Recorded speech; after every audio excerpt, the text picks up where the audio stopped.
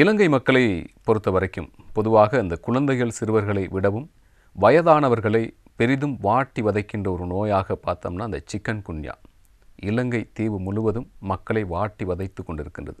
இந்த சிக்கன் குன்யா நோய் என்றால் என்ன, எதனால் அது ஏற்படுகின்றது, எப்படி பரவுகின்றது, அந்த நோயினால் வருகின்ற பாதிப்புகள் என்னவாக இருக்கின்றது, அதற்கான சிகிச்சை முறைகள் என பல விடயங்களை பற்றி பேசப் போகின்ற அதே வேளை இலங்கையில் பார்த்தோமானால் கொரோனா உள்ளிட்ட ஏனைய சில வைரஸ்களும் வந்திருப்பதாக அறிய முடிகின்றது. அதில் ஏதேனும் உண்மைத்தன்மை இருக்கின்றதா, அப்படி கொரோனா உள்ளிட்ட ஏதேனும் வைரஸ்கள் வந்துவிட்டால் அதற்கான சிகிச்சை முறைகள், அதற்கான தடுப்பு முறைகள் என்னவாக இருக்கும் போன்ற பல விடயங்களை பேசுகின்ற ஒரு மிக முக்கியமான நிகழ்ச்சியாகத்தான் இன்றைய ஆரோக்கியம் நிகழ்ச்சி அமையவிருக்கின்றது. வைரஸ்கள்லாம் அப்படி நிறைந்து போயிருக்கிற ஒரு சூழலில் மிக முக்கியமாக நாங்கள் பேச வேண்டிய ஒரு காலகட்டத்தில் உங்களை சந்திக்கிறதுல ரொம்பவே மகிழ்ச்சி.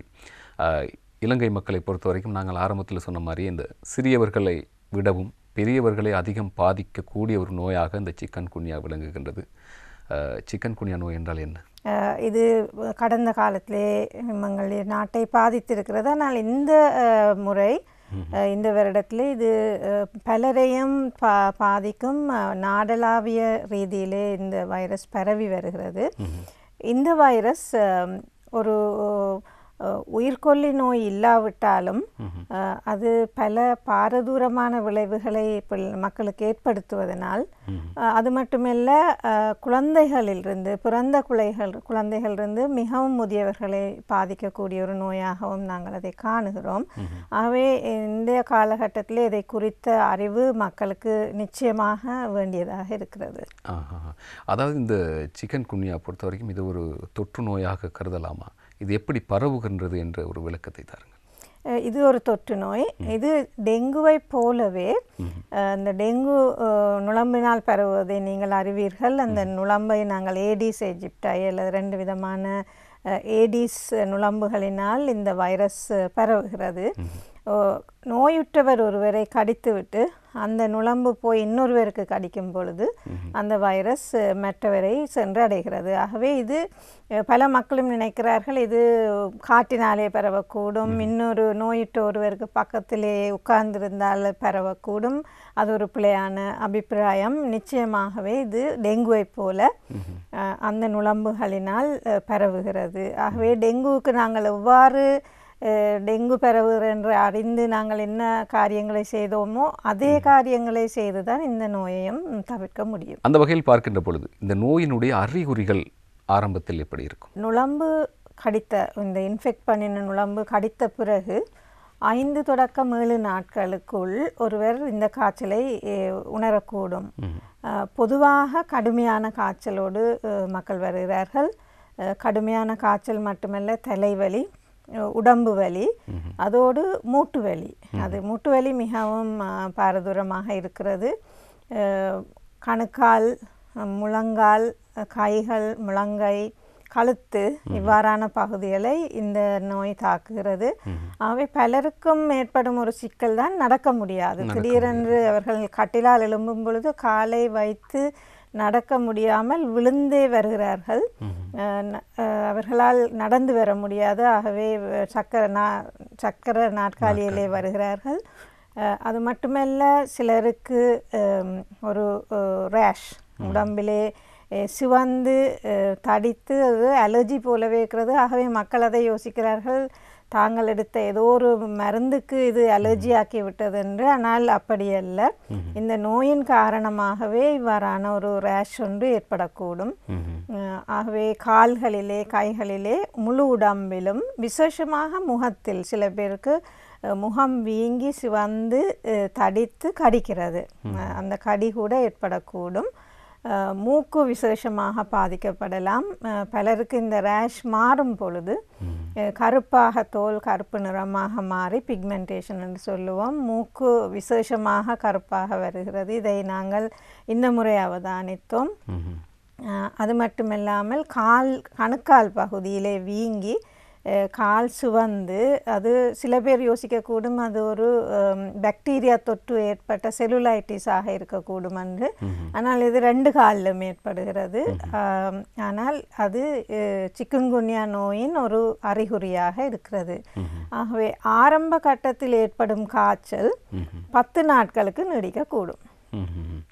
ஆமாம், பார்த்தோமானால் ஒரு மனிதனுடைய அகத்திலும் புறத்திலும் மிகப்பெரிய ஒரு மாற்றத்தை ஏற்படுத்தக்கூடிய பாதிப்புகளை ஏற்படுத்தக்கூடிய ஒரு வைரஸ் நோயாக இது இருக்கின்றது. அந்த வகையில் பார்க்கின்ற பொழுது பலரும் சொல்லக்கூடிய ஒரு விடயம்தான், அந்த நோயினால் பாதிக்கப்பட்ட பலரையும் நாங்கள் சந்தித்திருக்கின்றோம். எழுந்து நடக்கவே முடியவில்லை, மூட்டு வலி மிக மோசமாக இருக்கிறது அப்படின்னு சொல்லி பலரும் பலவிதமாக அங்கலாய்க்கின்றனர். இதற்கான காரணம் என்னவாக இருக்கின்றது? இந்த அளவுக்கு நடக்க முடியாத அளவுக்கு ஒரு வைரஸினுடைய தாக்கம் இருக்கிறது என்றால் இந்த சிக்கன்குனியா அந்த வைரஸ் உடம்புக்குள் என்ன செய்கிறது? இந்த வைரஸ் உடம்பை அடைந்த பிறகு அது பல்கி பெருகும் பொழுது எங்களுடைய உடம்பு அதற்கு எதிராக ஒரு போராட்டத்தை ஏற்படுத்துகிறது. ஆகவே இந்த எங்களுடைய நிணநீர் கலங்கள், வெண்குருதி சிறுதுணிக்கைகள் எல்லாம் சேர்ந்து ஒரு போராட்டத்தை ஏற்படுத்தும் பொழுது எங்களுடைய உடம்பே அந்த எதிர்ப்பு சக்தியை உருவாக்கும். அந்த எதிர்ப்பு சக்தி எங்களுடைய உடம்பை பாதிக்கிறது.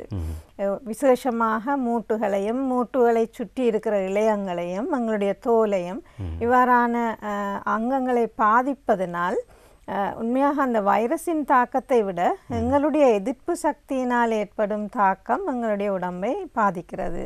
ஓட்டோ இம்யூனிட்டின்னு சொல்லுவோம். எங்களுடைய உடம்பு ஏற்படுத்தும் எதிர்ப்பு சக்தி அது அவ்வளவு வீரியமாக இருப்பதனால், பாரதூரமாக இருப்பதனால் எங்களுடைய இழையங்களும் அதனால் பாதிக்கப்படக்கூடும்.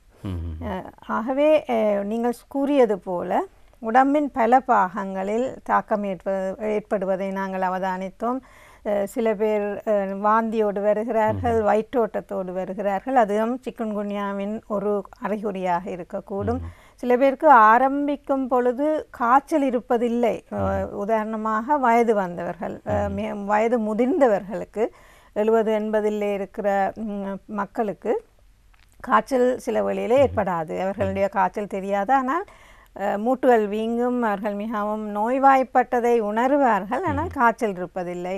அதுவும் சிக்கன்குன்யாவின் அறிகுறியாக இருக்கக்கூடும்.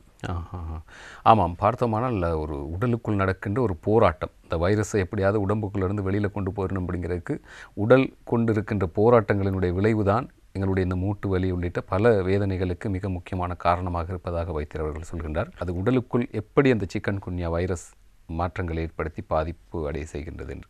இலங்கையை பொறுத்த வரைக்கும் இந்த சிகிச்சை முறைகள் ரொம்ப முக்கியமான விடயமாக இருக்கின்றது. ஏனென்றால் இதனுடைய பாதிப்பு அந்த அளவுக்கு மக்கள் மத்தியில் ரொம்ப வீரியமாகவே இருக்கின்றது. எனவே சிகிச்சை முறைகள் இலங்கையில் எப்படி இருக்கின்றது, அதற்கான நடைமுறை சாத்தியங்கள் எப்படி இருக்கின்றது?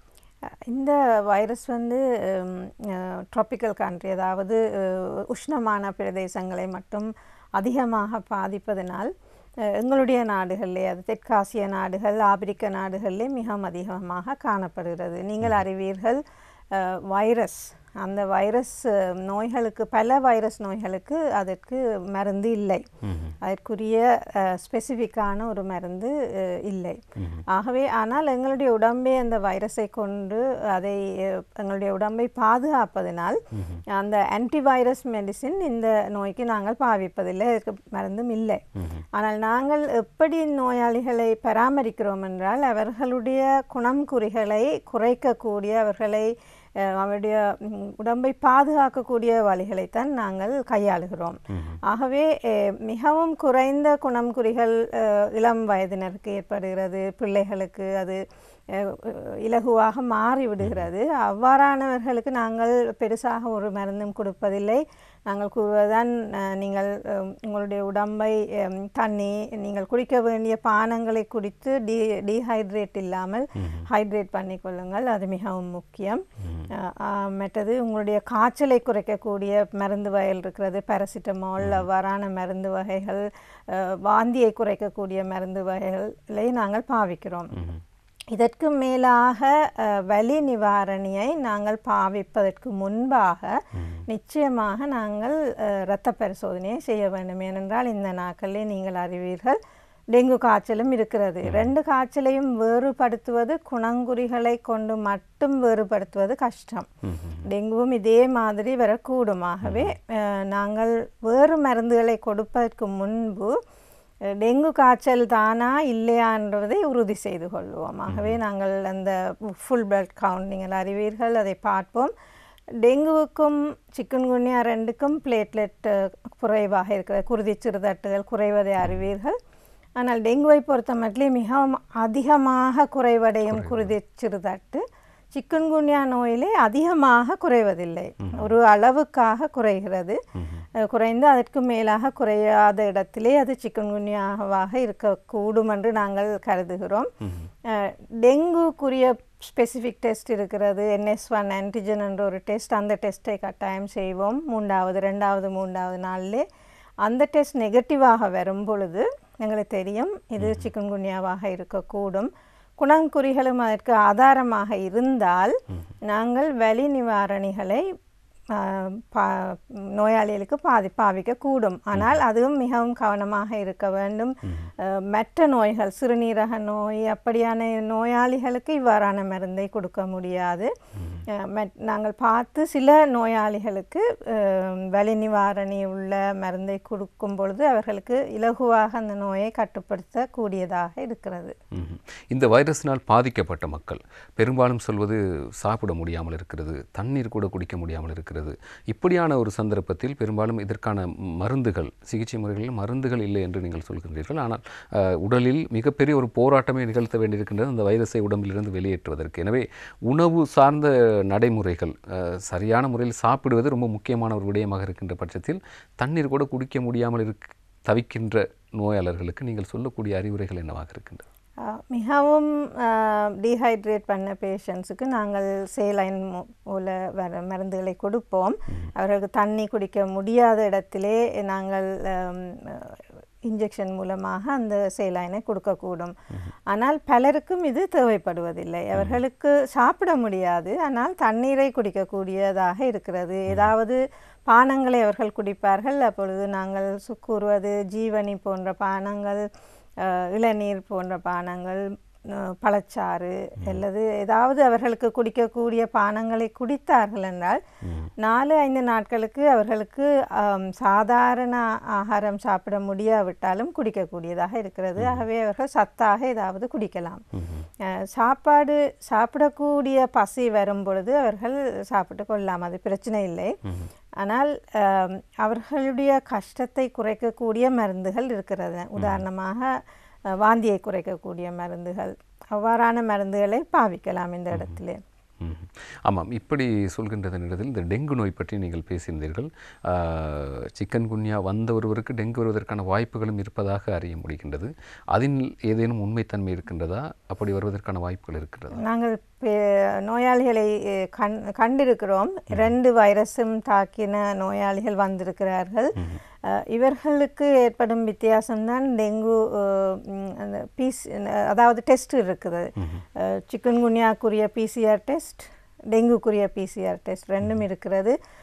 ஆனால் இந்த சிக்கன்குன்யா PCR டெஸ்ட் வந்து கொஞ்சம் விலை உயர்ந்த டெஸ்ட்டாக இருக்கிறது. தனியார் வைத்தியசாலைகளில் இருக்கிறது. எல்லாருக்கும் இந்த டெஸ்ட் செய்ய வேண்டுமென்றில்லை. அவர்களுடைய குணங்குறிகளை வைத்தே எங்களுக்கு அதை ஓரளவுக்கு அடையாளம் காணலாம். ஆனால் சந்தேகம் இருக்கிற இடத்திலே இது டெங்குவா சிக்கன்குன்யாவா, டெங்கு பாசிட்டிவாக இருக்கிறது, சிக்கன்குன்யா குணங்குறிகள் இருக்கிறது என்ற இடத்திலே நாங்கள் அந்த PCR டெஸ்ட்டையும் செய்வோம். பலருக்கு 2 PCRம் பாசிட்டிவாக வார கட்டம் இருக்கிறது. அது மட்டுமில்லாமல் அவர்களுடைய குருதி சிறுதட்டு எண்ணிக்கை மிகவும் குறைவடைகிறது. அந்த இடத்திலே நாங்கள் அடையாளம் கண்டிருக்கிறோம் 2 வைரஸும் சேர்ந்து பாதிக்கக்கூடிய கட்டம் கூட இருக்கிறது. ஒரு வைரஸினுடைய பாதிப்பை உடலை பாடாய்படுத்தி கொண்டிருக்கின்ற நேரத்தில் இந்த டெங்கு அதுவும் மிக மோசமான பாதிப்புகளை உடலில் ஏற்படுத்தக்கூடிய ஒரு வைரஸாக இருக்கின்றது. எனவே இந்த 2 வைரஸ்களும் ஒன்றாக சேர்ந்து ஒரு நோயாளியிடம் இருக்கின்ற பொழுது அதனுடைய பாதிப்புகள் தீவிரமாகத்தான் இருப்பதற்கான வாய்ப்புகள் இருக்கின்றது. அதனை பற்றி கொஞ்சம் சொல்லுங்கள். நாங்கள் வைத்தியசாலையில் அனுமதித்து அவர்களை பராமரிக்கும் பொழுது எங்களால் அதை பாதுகாக்க முடியும். அந்த நோயாளிகளை நாங்கள் டெங்குக்கு மிகவும் முக்கியத்துவம் கொடுப்போம். ஏனென்றால் அது ஒரு உயிர்கொல்லி நோய். அதை மிகவும் அவதானமாக சிகிச்சை செய்ய வேண்டி இருக்கிறது. சிக்கன்குன்யா அதே போல அல்ல, அது உயிர்கொல்லி நோயாக இல்லை பலருக்கும். சில வயது முதிர்ந்தவர்கள் இதனால் இறந்திருக்கிறார்கள். மிகவும் அருமையாக இறப்பு ஏற்படக்கூடும். ஆனால் இது முக்கியமாக உடம்பிலே பாதிப்பை ஏற்படுத்துகிறது. அதனால்தான் அது ஒரு மிக முக்கியமான நோயாக இந்த கட்டத்திலே காணப்படுகிறது. பலருக்கும் அதை தாங்கிக் கொள்ளுகிற சக்தி இல்லாமல் கஷ்டப்படுவதை காணக்கூடியதாக இருக்கிறது. ஒரு கஷ்டமான துக்கமான விஷயம். ஆனால் அதற்கு அது ஒரு உயிர்கொல்லி நோய் இல்லை. அது எப்படியோ அது தன்பாட்டிலே குணமாகி விடுகிறது.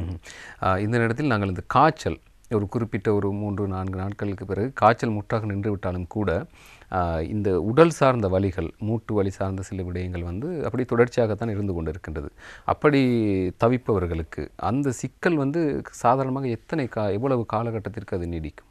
ஆகவே சிக்குன்குன்யா வந்து பலருக்கு இளம் வயதினருக்கு விசேஷமாக ஒரு 10 நாளிலே குணமாகி விடுகிறது. சிலருக்கு அது 2வது கட்டமாக சில கிழமைகளிலே, அது ஒவ்வொருத்தருக்கு ஒவ்வொரு விதமாக வருகிறது. 2-3 கிழமைகளிலே மறுபடியும் மூட்டு வலி, மறுபடியும் காய்ச்சல் போன்ற குணம்குறிகள் ஏற்படக்கூடும். 2-3 தடவை ஏற்பட்டவர்களும் இருக்கிறார்கள். ஆகவே சிலருக்கு அது ஒரு மாதத்திலே குணமாகி விடுகிறது. ஆனால் இன்னும் சிலருக்கு அது 3 மாதம் 6 மாதம் போவதையும் கண்டிருக்கிறோம். ஆகவே எங்களுடைய நாட்டிலே முதல் நோயாளிகள் அக்டோபர் நவம்பர் மாதத்திலே வர தொடங்கினார்கள். சிலர் இன்னும் அந்த மூட்டுவாதத்தினாலே பாதிக்கப்படுகிறார்கள். எங்களுடைய கடந்த கால அனுபவத்தில் கொண்டு வைத்தியர்கள் கூறுவது சிலருக்கு, மிகவும் குறிப்பிட்ட தொகையினருக்கு இது ஒரு நீண்ட கால மூட்டு நோயாக மாறக்கூடும். அது நீங்கள் அறிவீர்கள், மூட்டு நோய்கள் ருமட்டாய்டு ஆர்த்ரைட்டிஸ்ன்னு சொல்லுவோம், சொரியாட்டிக் ஆர்த்ரைட்டிஸ்ன்னு சொல்லுவோம். அவ்வாறான நோய்களுக்கு ஒத்த நீண்ட கால ஒரு மூட்டுவாதத்தை இந்த நோய் ஏற்படுத்தலாம். உதாரணமாக இந்த ஆர்த்ரைட்டிஸ் பற்றியெல்லாம் சொல்லியிருந்தீர்கள். ஏற்கனவே இப்படியான பல நோய்களில் பாதிப்படைந்த ஒருவர், நீரிழிவாக இருக்கலாம், ஆர்த்ரைட்டிஸாக இருக்கலாம், இப்படியான பல நோய்களில் பாதிக்கப்பட்டவருக்கு இந்த வைரஸ் தாக்கமும் வருகின்ற பொழுது எடுக்கின்ற மருந்துகளாக இருக்கட்டும் அல்லது உடலில் ஏற்படுகின்ற சில பாதிப்புகளாக இருக்கட்டும், அது பற்றி ஒரு ஆலோசனை சொல்வது கொஞ்சம் சிறந்ததாக இருக்கும் என்று நினைக்கின்றேன். ஆகவே உதாரணமாக நீரிழிவு நோயாளியை எடுத்துக்கொண்டால் அவர் பல மருந்துகளை எடுக்கிறார். இந்த சிக்குன்குன்யா ஏற்பட்ட காலகட்டத்திலே சில மருந்துகளை நாங்கள் நிப்பாட்ட வேண்டி இருக்கிறது தற்காலிகமாக. அது மட்டுமில்லாமல் அவர்களுடைய குருதி அழுத்தம் குறையக்கூடும். பலருக்கு லோ பிளட் ப்ரெஷர் வரும் பொழுது அவர்கள் எடுக்கிற ப்ரெஷர் மருந்துகளை தற்காலிகமாக வைத்திய கண்காணிப்பு கூடாக சில தற்காலிகமாக நிப்பாட்ட வேண்டி இருக்கும். அது மட்டுமில்லாமல் சிக்குன்குன்யாவுக்கு கொடுக்கும் சில மருந்துகள் பிளட் சுகரை கூட்டக்கூடிய விதமாக இருக்கிறது. ஆகவே வைத்தியர் சில வேளையிலே அந்த மருந்துகளை அவர்களுக்கு கொடுத்து அதுக்கு தக்கனையாக பிளட் சுகரை கண்ட்ரோல் பண்ணும் வழிகளையும் சொல்லிக் கொடுக்கக்கூடும். அது மட்டுமில்லாமல் இந்த வலி நிவாரணி, அதாவது NSAIDஸ்ன்னு சொல்லுவோம், நான் ஸ்டீராய்டல் ஆன்டி இன்ஃப்ளமேட்டரி ட்ரக்ஸ், அந்த மருந்துகளை நீரிழிவு நோயாளிகளுக்கு பாவிக்கும் பொழுது மிகவும் அவதானமாக நாங்கள் பாவிக்கிறோம். எல்லா மருந்துகளையும் கொடுப்பதில்லை. அவர்களுடைய சிறுநீரகத்தை பாதிக்கக்கூடிய மருந்துகள் சிலது இருக்கின்றன. அவ்வாறான மருந்துகளை தவிர்த்து கண்காணிப்பு கூடாக அவர்களுக்கு சில மருந்துகளை கொடுக்கக்கூடியதாக இருக்கிறது. இந்த சிறுவர்கள் மற்றும் குழந்தைகளை வந்து அதிகம் பாதிப்புற செய்வதில்லை, வயதானவர்களை தான் பெரும்பாலும் வாட்டி வதைக்கின்றது என்று சொல்கின்றார்கள். அப்படி ஒரு கருத்தினம் நிலவுகின்றது. ஆனால் சிறுவர்கள் குழந்தைகளுக்கு இந்த நோய் தொற்று வராமலும் இல்லை, நீங்களே சொல்லியிருந்தீர்கள். அது சிறுவர்களுக்கும் குழந்தைகளுக்கும் வருகின்ற பொழுது அது எப்படியான பாதிப்புகளை செய்கின்றது? பொதுவாக பெற்றோர்கள், பாதுகாவலர்கள் மிக கவனமாக இருக்க வேண்டியதனுடைய அவசியம் பற்றியும் கொஞ்சம் வலியுறுத்துங்கள். குழந்தைகளுக்கும் சிறியவர்களுக்கும் இது வரக்கூடும். உங்களுக்கு தெரியும், நுளம்பு கடித்தால் இந்த நோய் யாருக்கும் வரக்கூடும். பிள்ளைகளை பொறுத்த மட்டும் இது காய்ச்சல் நோய் போலவே வருகிறது. ஆகவே இது டெங்கு காய்ச்சலாக இருக்கலாம் என்று அதிலே அவதானமாக இருக்க வேண்டும். என்ன மருந்துகளை குழந்தைகளுக்கு கொடுக்கிறோம் என்றதிலே அவதானமாக இருக்க வேண்டும். பெரியவர்களுக்கு சில வேளையிலே ஒரு வீட்டிலே பலருக்கும் சிக்குன்குன்யா வந்தால் பிள்ளைக்கு காய்ச்சல் வரும்பொழுது பெற்றார்கள் யோசிக்கிறார்கள் இது சிக்குன்குன்யாவாக இருக்கக்கூடும் என்று அதே மருந்துகளை பாவிக்கிறார்கள். அது பிழையானது. டெங்குவும் வரக்கூடும். ஆகவே மிகவும் அவதானமாக இருந்து சில மருந்துகளை வைத்தியரின் அனுமதி இல்லாமல் கொடுப்பது தவறு. பெரும்பாலான சூழ்நிலைகளில் அப்படித்தான் நிலைமை இருக்கிறது. ஒரு குடும்பத்தில் எல்லோருக்குமே கிட்டத்தட்ட வரக்கூடிய வாய்ப்புகள் இருக்கின்றது, அப்படி வந்தும் இருக்கின்றது.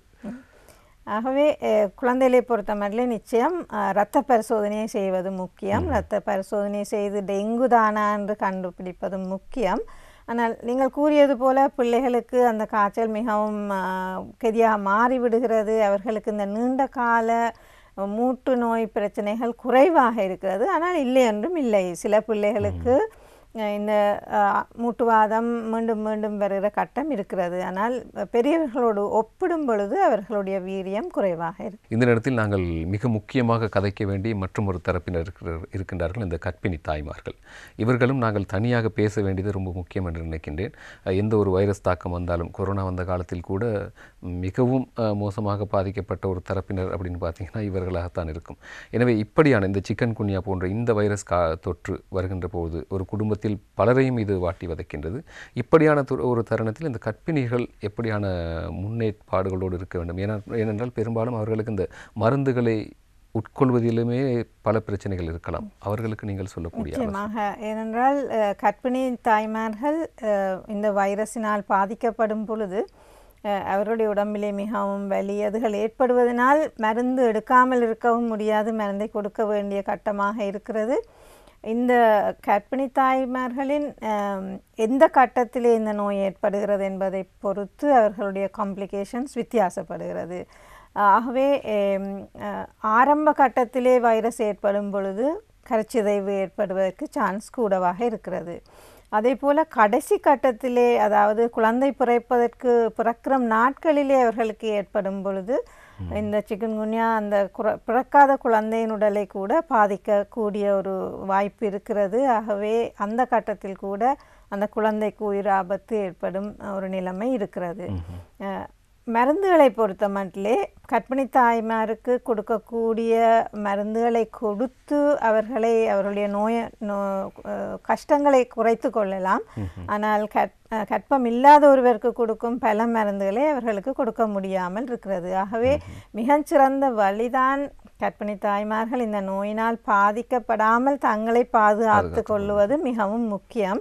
அது செய்ய முடியுமான ஒரு விஷயம். ஏனென்றால் நுளம்புகளிலிருந்து தங்களை பாதுகாத்தால் இந்த நோய் வராமல் தடுக்கலாம். இது மற்ற வைரஸ் போல இல்லை, கொரோனா போன்ற வைரஸ் போல இல்லை. இதை நுளம்பிலிருந்து எங்களை பாதுகாக்கும் ஒரு வழிதான் நாங்கள் கடைப்பிடிக்க வேண்டியது, அதை செய்ய வேண்டும். பொதுவாக இந்த கர்ப்பிணி தாய்மார்கள் இருக்கின்ற வீடுகளில் அவர்களை மிகவும் அந்த கண் போல் சொல்வார்கள் தானே, கண் போல பாதுகாத்துக் கொள்வார்கள். எனவே இன்னும் கொஞ்சம் சிரத்தையை எடுத்து அவர்களை இந்த நுளம்பு கடியிலிருந்து பாதுகாத்தாலே இப்படியான சவால்களை நாங்கள் சமாளித்துக் கொள்ளக்கூடியதாக இருக்கும் என்று சொல்லியிருந்தீர்கள். மிக முக்கியமாக இந்த நோயினால் பெரும்பாலானவர்கள் பாதிக்கப்பட்டு தான் இருக்கின்றார்கள். சிலர் முன்னெச்சரிக்கை நடவடிக்கையில் தங்களை பாதுகாத்து கொண்டிருக்கின்றார்கள். பாதிக்கப்பட்ட நோயாளர்கள் இந்தந்த விஷயத்தையெல்லாம் செய்யலாம், இந்தந்த விஷயங்கள்லாம் செய்யக்கூடாது அப்படின்றெல்லாம் இருக்கும் அல்லவா?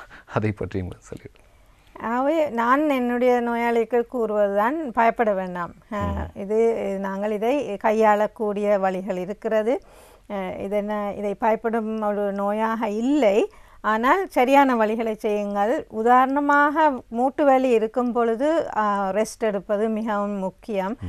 வலியுள்ள மூட்டோடு பல தாய்மார்கள் தங்களுடைய நாளாந்த வேலையை செய்கிறார்கள்.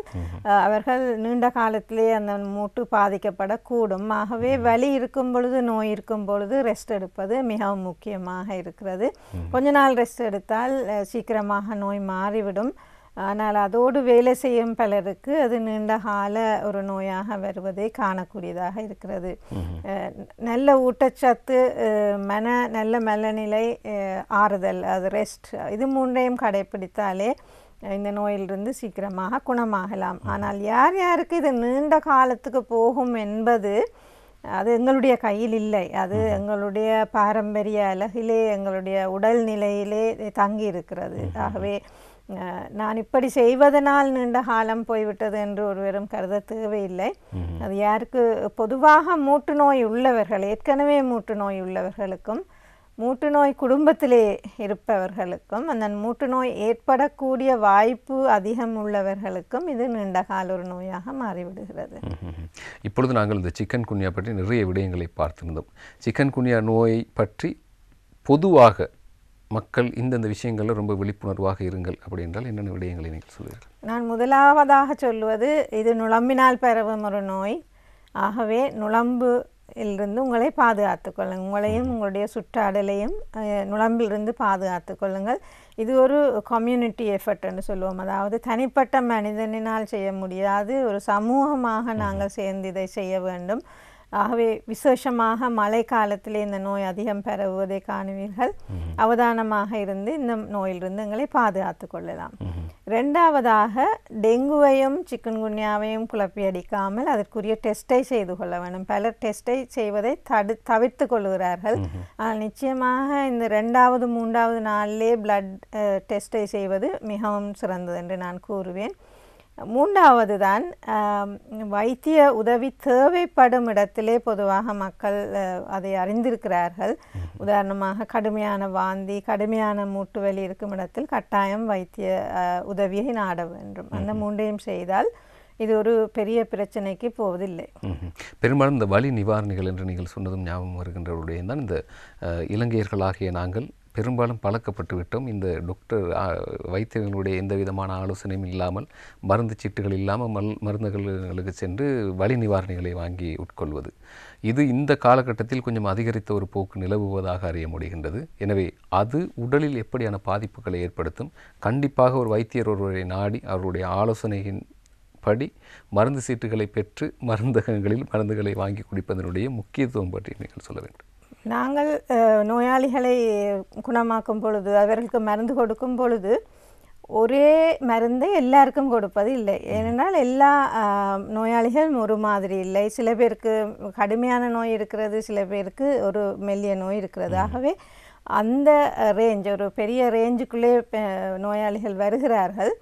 நாங்கள் கூட ஒரே மருந்தை எல்லா நோயாளிகளுக்கும் கொடுப்பதில்லை. அந்த நோயாளியின் குணங்குறியை பார்த்து எவ்வளவு குறைவான மருந்தை கொடுக்க முடியுமோ அந்த குறைவான மருந்தை தேர்ந்தெடுக்க வேண்டியதாக இருக்கிறது. ஆகவே சிக்கன்குன்யாவுக்கு இதுதான் மருந்து என்று சொல்லி ஒரு கட்டுப்பாடோ ஒரு நியதியோ ஒன்று இல்லை. ஒவ்வொரு நோயாளியையும் நாங்கள் அவதானித்து அவர்களுக்கு என்ன தேவை என்பதை தீர்மானிக்க வேண்டியதாக இருக்கிறது. ஆகவே நாங்கள் வீட்டிலே இருந்து போய் ஃபார்மசியிலே மருந்தை வாங்கினால் எந்த மருந்தை வாங்குவது? அது ஒரு பொதுவாக சாதாரண மக்களுக்கு அந்த விழிப்புணர்வு இருக்க மாட்டாது. ஆகவே நிச்சயமாக வைத்திய ஆலோசனையை பெறுவது நல்லது நினைக்கிறேன். இல்லாட்டில் நாங்கள் போய் ஒரு மெல்லிய நோய்க்கு ஒரு கடுமையான மருந்தை வாங்கக்கூடும், அல்லது ஒரு கடுமையான நோய்க்கு நாங்கள் ஒரு சாதாரணமான மருந்தை வாங்கி அதிலிருந்து நிவாரணத்தை கண்டுபிடிக்க முடியாது. எனவே ஒட்டுமொத்த பாதிப்பும் எங்களை தான் வந்தடைகின்றது இதன் இப்படியான செயற்பாடுகள் மூலம். இப்பொழுது பார்த்தோமானால் நாங்கள் இந்த சிக்கன்குன்யா பற்றி போதுமான அளவு பேசிவிட்டோம் என்று நினைக்கின்றேன். அதையும் தாண்டி இலங்கையை பொறுத்த வரைக்கும் மீண்டும் கொரோனாவினுடைய தாக்கம் வருவதாக சொல்கின்றார்கள். அதோடு சேர்த்து இன்னும் சில வைரஸ்களுடைய தாக்கம் இருப்பதாக அறிய முடிகின்றது. இதில் உண்மைத்தன்மை எந்த அளவுக்கு இருக்கின்றது? அப்படியே இலங்கை மக்களை மீண்டும் மீண்டும் கொரோனா போன்ற வைரஸுகள் அச்சுறுத்தக்கூடிய வாய்ப்புகள் இருக்கின்றதா? அதனை பற்றியும் சொல்லலாம். இன்றைய காலகட்டத்திலே நாங்கள் சந்திக்கும் வைரஸ் நோய்கள் தான் நாங்கள் முதலே கதைத்தது போல டெங்கு, சிக்கன்குன்யா, அதை விட இருக்கும் வைரஸ் தான் இந்த கொரோனா. மறுபடியுமாக தலை தூக்கி இருக்கிறது. அதை விட இன்ஃப்ளூயன்ஸா ஏபி என்று சொல்லி நீங்கள் அறிவீர்கள், அதுவும் மிகவும் அதிகமாக இந்த நாட்களிலே நாங்கள் காணுகிறோம். ஆகவே இந்த நோய்களை எவ்வாறு வேறுபடுத்துவது என்றால், சிக்கன்குன்யா, டெங்கு 2 நோய்களுக்கும் தடிமல் வருவதில்லை. தடிமல், இருமல், மூக்கால் தண்ணி வருவது, இவ்வாறான குணங்குறிகள் வருவதில்லை. நாங்கள் ஃப்ளூ என்று சொல்லுவோம். தடிமல், இருமல், அவ்வாறான நெஞ்சுவலி, அவ்வாறான குணங்குறிகள் இருந்தால் அந்த நோய் சிக்கன்குன்யாவாகவோ டெங்குவாகவோ இருப்பது குறைவு. மாறாக அது கொரோனா அல்லது இந்த இன்ஃப்ளூயன்ஸா போன்ற பல சுவாசப்பை சம்பந்தமான வைரஸ் நோய்களாக இருக்கக்கூடும். ஆகவே தடிமல், தொண்டை வலி, தொண்டை அழற்சி இவ்வாறாக வருபவர்களை நாங்கள் எங்களுக்கு இந்த டெஸ்ட்டை செய்யக்கூடியதாக இருக்கிறது.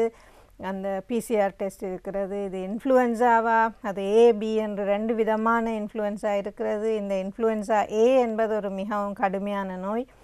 அது எங்களுடைய உடம்பை பாதித்து அது நியூமோனியாவுக்கு இட்டு செல்லக்கூடிய ஒரு வைரஸாக இருக்கிறது. அது எங்களுடைய நாட்டிலே பனகாலமாக இருக்கிறது. ஆனால் இந்த மழை காலத்திலே இது மிகவும் அதிகமாக பரவி வருவதை காணுகிறோம். விசேஷமாக பாடசாலைகளிலே, வேலை ஸ்தலங்களிலே ஒருவருக்கு ஒருவர் பரவக்கூடிய சுவாச பையினால் ஏற்படும், அதாவது மூச்சினால் தொற்றக்கூடிய ஒரு வைரஸ் நோயாக இருக்கிறது இன்ஃப்ளூயன்ஸா ஏ. அதைவிட இந்த நாட்களிலே நாங்கள் காணுவதுதான் மறுபடியுமாக இந்த கொரோனா. ஆகவே கோவிட் இந்த ஓமைக்ரான் என்ற ஒரு வேரியண்ட், ஒரு வைரஸ் வந்து இந்த நாட்களில் இந்தியாவில் இருந்ததை நாங்கள் அறிவோம். அதே போல் இலங்கையிலும் கொழும்பிலே கூட பலருக்கு இந்த நோய் இருப்பதை நாங்கள் காணுகிறோம். இவர்கள் இந்த நோயாளிகள் வரும் பொழுது அவர்கள் சொல்வது தான் தடிமல், காய்ச்சல், தொண்டை வலி, அதைவிட அவர்களுடைய மனம், ருசி, இது ரெண்டையும் இழந்து விடுகிறார்கள். ஆகவே அதில் நாங்கள் சந்தேகிக்கிறோம் இது கொரோனாவாக இருக்கக்கூடும் என்று. ஆரம்ப காலகட்டத்தில் இருந்த அதே விதமான அறிகுறிகள் அவர்களுக்கு ஏற்படுகிறது. தலைவலி, கண்வலி, உடல் நோ, அவ்வாறான குணம்குறிகள் ஏற்படுகிறது. பலருக்கும் இந்த கொரோனாவை டெஸ்ட் பண்ணி பார்ப்பதற்கு விருப்பமில்லை. அவர்கள் அதை தவிர்த்து கொள்ளுகிறார்கள்.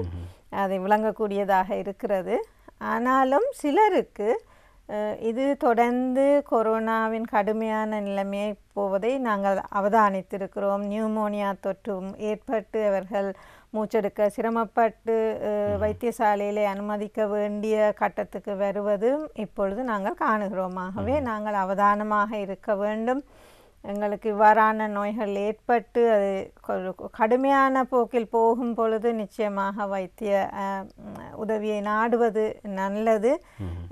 இல்லாவிட்டால் திடீர் மரணங்கள் ஏற்படுவது நீங்கள் அறிவீர்கள். கொரோனாவினால் ஏற்படும் பிரச்சனைகள் இவ்வாறான பிரச்சனைகளை சந்திக்க வேண்டி வருகிறது. அதாவது இந்த கொரோனா ஆரம்ப காலகட்டத்தில் எங்களுக்குள் ஒரு தாக்கத்தை ஏற்படுத்துகின்ற பொழுது அதாவது அளவுக்கு அதிகமான விழிப்புணர்வை நாங்கள் கொண்டிருந்தோம். மிகவும் அக்கறையாகவும் நாங்கள் இருந்தோம் அந்த வைரஸிலிருந்து எங்களை பாதுகாத்துக் கொள்வதற்கு. ஆனால் இப்பொழுது கொரோனா வந்துவிட்டது என்று சொன்னவுடன் அது மிகப்பெரிய ஒரு உளவியல் தாக்கத்தை கூட ஏற்படுத்தி விடுகின்றது. மீண்டும் கொரோனாவா அப்படிங்கின்ற ஒரு அச்சுறுத்தல். ஏனென்றால் இது வெறுமனே உடலை மாத்திரமல்லாமல் பொருளாதாரம் என்று எல்லா விடயங்களிலுமே மிகப்பெரிய ஒரு பாதிப்பினை ஏற்படுத்தி விடுகின்றது. எனவே இவ்வாறான ஒரு சூழலில் இந்த கொரோனா மாத்திரமல்லாமல் இப்போ இன்ஃப்ளூயன்ஸா பற்றியும் நீங்கள் சொல்லியிருந்தீர்கள். இப்படியான நோய் தாக்கங்கள் சுவாச பையை தான் அதிகமாக பாதிப்பு செய்கின்றது. இந்த சளி தொல்லை பற்றியும் நீங்கள் சொல்லியிருந்தீர்கள். அதனுடைய அறிகுறியாக சாதாரணமாக பெரும்பாலும் இந்த மழையோடு கூடிய இந்த காலநிலையில் சளி ஏற்படுவதற்கான வாய்ப்புகளும் இருக்கின்றது. சாதாரணமாக அப்படி வருகின்ற ஒரு சளியுடன் கூடிய அந்த தன்மைக்கும் இப்படியான இந்த வைரஸ் தொற்றுகளினால் வரக்கூடிய இந்த சளி போன்ற விடயங்களுக்கும் இடையிலான வித்தியாசத்தை நாங்கள் எப்படி உணர்ந்து கொள்வது? பலருக்கும் அதை நாங்கள் வித்தியாசப்படுத்த முடியாது. ஆகவே பலவிதமான சுவாச சம்பந்தமான வைரஸ் நோய்கள் இருக்கிறது. எல்லாமே கிட்டத்தட்ட ஒரே மாதிரி வரக்கூடும். ஆனால் இன்ஃப்ளூயன்ஸா, கொரோனா, கோவிட் இந்த நோய்களை பொறுத்த மட்டிலே அதிகமான காய்ச்சல், நீடிய காய்ச்சல், பொதுவாக எங்களுக்கு தடிமல் காய்ச்சல் ஏற்பட்டால் 2-3 நாளிலே குணமாகும் காய்ச்சல் நீண்ட நாளாக இருக்கிறது. அதிகமான தொண்டை அழற்சி கூட ஏற்படுகிறது. உடம்புக்கு அதிகமான நோய் ஏற்படும் பொழுது மக்கள் தான்களாகவே அறிவார்கள் இது சாதாரண காய்ச்சல் இல்லை, இது ஒரு வித்தியாசமாக இருக்கிறது என்று. இன்ஃப்ளூயன்ஸா காய்ச்சலின் மிக முக்கியமான குணம் குறிதான் கடுமையான தலைவலியும் கடுமையான உடல் வலியும் ஏற்படுகிறது. அந்த இடத்திலே அதை செக் பண்ணி பார்ப்பது நல்லது, அல்லது வைத்தியசாலைக்கு போவது நல்லது. ஆனால் இந்த முறை பலருக்கும் கொரோனாவினால் பெரிய பாதிப்பு ஏற்பட்டது இல்லை. ஆனால் சில பேர் விசேஷமாக ஏற்கனவே நுரையீரலிலே தாக்கம் ஏற்பட்டவர்கள் அல்லது வேறு நோய் உள்ளவர்கள், கர்ப்பிணி தாய்மார்கள், அவர்களுக்கு தான் இது கொஞ்சம் கூட கடுமையாக ஏற்படுவதை அவதானித்திருக்கிறோம். ஆகவே இதை பற்றி பெரிய பயம் கொள்ள தேவையில்லை நினைக்கிறேன், கடந்த காலத்தில் ஏற்பட்ட அளவு போல. ஆனால் எங்களை நாங்கள் பாதுகாத்து கொள்வது நிச்சயம் நல்லது.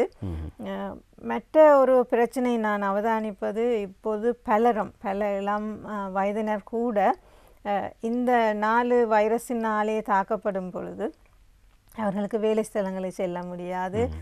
பலர் அதாவது விடுமுறையை எடுத்துக்கொள்கிறார்கள் வேலை.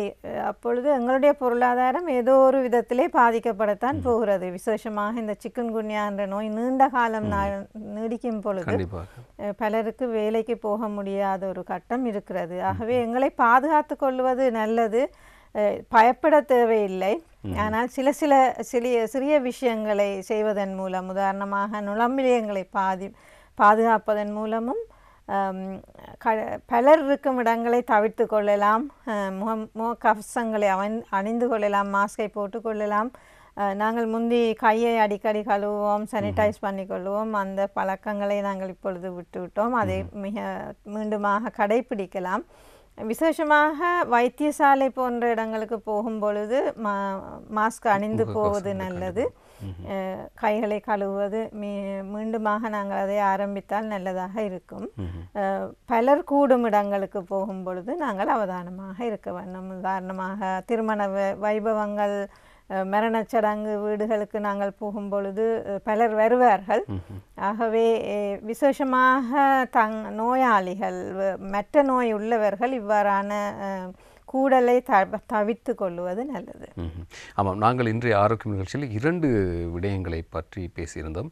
ஒன்று இந்த சிக்கன் குனியா, அதோடு தொடர்படுத்தி டெங்கு விஷயத்தையும் பேசியிருந்தோம். அதே வேளையில் பார்த்தீங்கன்னா இப்போ இந்த இன்ஃப்ளூயன்ஸா, கொரோனா, இது ஒரு வேறு வகையான நோயாக இருக்கின்றது. ஆனால் எல்லாமே ஒரு வைரஸ் தொட்டு தான். இப்போ ஒட்டுமொத்தமாக இப்படியான ஒரு வைரஸ் குடும்பம் என்றே சொல்லலாம். இப்படி இலங்கை மக்களை பாதிப்பு செய்கின்ற இந்த தருணத்தில் மிக முக்கியமாக இந்த நோயினுடைய அறிகுறிகளும், அதாவது சிக்கன் குனியா, கொரோனா, இன்ஃப்ளூயன்ஸா, இந்த விடயங்களுக்கான ஒரு மிக முக்கியமாக இப்படியான அறிகுறிகள் இத்தனை நாட்களுக்கு மேலதிகமாக காய்ச்சல் நிலைமை நீடித்தால் கண்டிப்பாக நீங்கள் ஒரு வைத்தியரை நாடுவது மிக பொருத்தமாக இருக்கும் என்று சொன்னால் அதனை மீண்டும் ஒரு முறை நீங்கள் சொல்லிவிடுவது சிறப்பாக இருக்கும் என்று நினைக்கின்றேன். ஆகவே நாங்கள் எங்களை நோய் பாதிக்கும் பொழுது காய்ச்சல் ஏற்பட்டால் அது நாங்கள் எல்லாரும் அறிவோம், 2வது 3வது நாட்களுக்குள்ளே நாங்கள் கவனமாக இருக்க வேண்டும் இந்த டெங்கு நோயை குறித்து. ஆகவே காய்ச்சல் அதிகமாக ஏற்படும் பொழுது இரத்தத்தை பரிசோதிப்பது நல்லது. இது டெங்கு தானாண்டு அவதானிப்பது நல்லது. டெங்கு இல்லாவிட்டால் இதை நாங்கள் அவதானிக்கலாம். மிகவும் தீவிர மூட்டு நோய் இருந்தால் அது சிக்கன் குன்யாவாக இருக்கும். பலருக்கும் அது தன்பாட்டிலே மாறிவிடும் ஒரு நோயாக இருந்தாலும் கடுமையான மூட்டு வலி, மூட்டு வீக்கம் இவ்வாறாக நடக்க முடியாமல் இருப்பவர்கள் நிச்சயம் வைத்தியசாலையை அடையலாம்.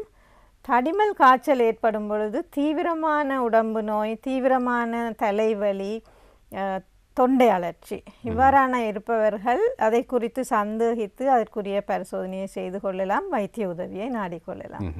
ஏனென்றால் 2 விடயங்களை ஒரு மிகப்பெரிய ஒரு பரப்பு அதை பற்றி நாங்கள் பேசியிருந்ததனால தான் அதை மீண்டும் ஒரு முறை தெளிவுபடுத்த சொல்லி உங்களிடம் கேட்டிருந்தேன். இப்பொழுது மிக முக்கியமாக எந்த ஒரு நோயாக இருந்தாலும் எங்களுடைய நீர்ப்பீடன தொகுதியினுடைய அந்த தொழிற்பாடு வீரியமாக இருக்க வேண்டும்.